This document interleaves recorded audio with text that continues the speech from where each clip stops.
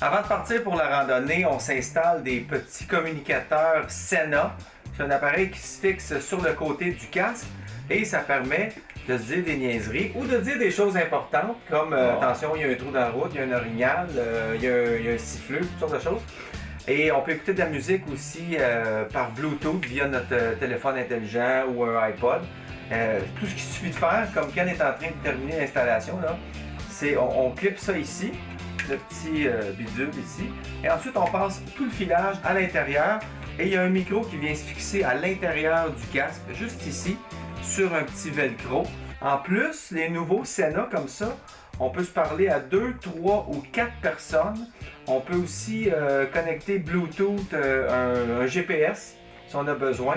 Et on a un écouteur de chaque côté, donc c'est en stéréo. Et ça change vraiment la randonnée. Je trouve que c'est presque comme être dans un canot de pêche. On peut jaser tout le long. Et la batterie est bonne pour 6 à 8 heures d'autonomie. Pas trop. Pas trop. Juste assez. Juste assez.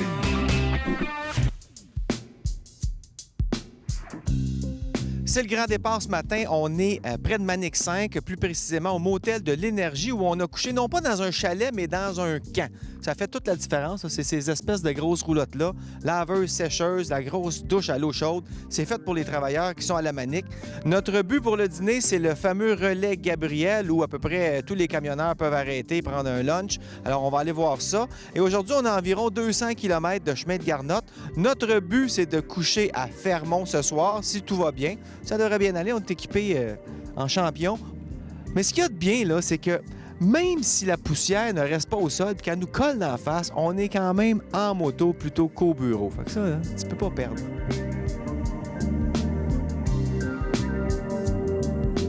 C'est toujours drôle de voir à chaque matin qu'on part pour des grandes aventures comme ça. On est 3 gars à se préparer. On se dit à chaque soir, on fait un petit meeting, OK, demain, les gars, faut y aller plus vite. À chaque matin, on se rend compte que quand on se dépêche, c'est 1h30 se préparer. Toi, qu'est-ce que t'as mis dans le tien? Rien. Rien. Mais je trouvais que ça faisait beau. Puis en plus, ici, ben, j'ai mis des lunettes. J'ai mis des outils. Puis sûrement 1 ou 2 Red Bull. Non, mais je pense à ça, là, si on mettait de la glace dedans. Là. Regarde la boîte. Check, ça c'est le mien. Ça c'est l'autre. Mais non, comment tu veux jouer ton flasheur? M'en fous que tu vois pas mes flashers. De toute façon, tu vas être en avant sur le Wally. Oui, tu vas faire regarder mes flashers. Hein? Yes. C'est un peu proche ton affaire. Là. Travaille ça, là. On va me changer.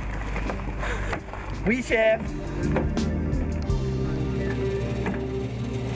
Pour moi, ça fera le plein, s'il te plaît. Laver mon windshield avec. Tu le réchaufferas avant que... Tu sais, j'aime ça, moi, quand il est bien chaud, tout. C'est beau? Ah ouais, c'est ça.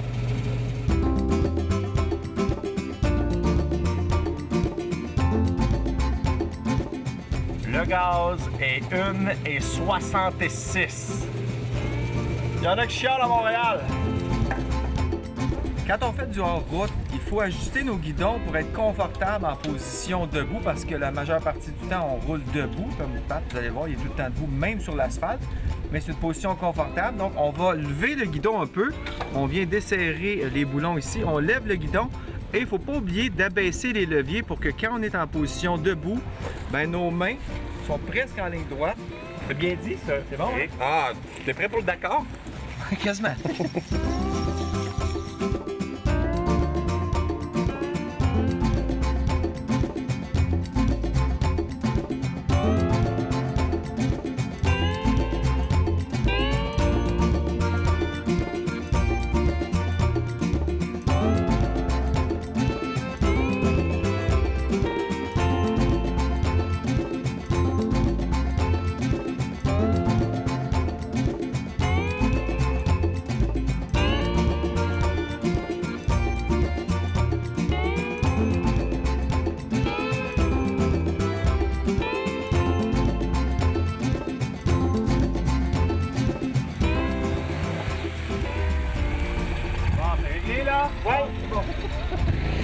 On dirait que c'est comme un...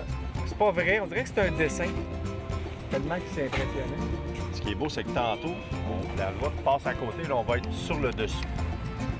là, on se rend compte que c'est vrai. Mais c'est pas là, maintenant.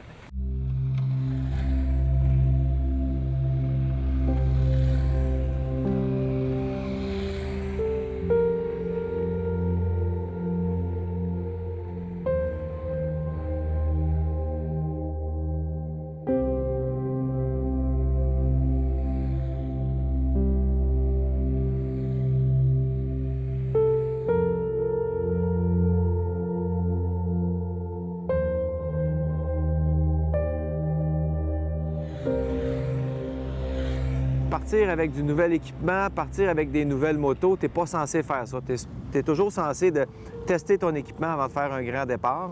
Et nous, on ne fait pas ça. Par contre, on est tellement habitué avec toutes sortes de motos que se familiariser avec une moto, ça ne te prend pas grand temps. Mais le fait d'adapter nos guidons aussi pour la conduite en position debout, bien, ça a aidé. J'ai vraiment adapté la moto pour moi, puis ça a bien été.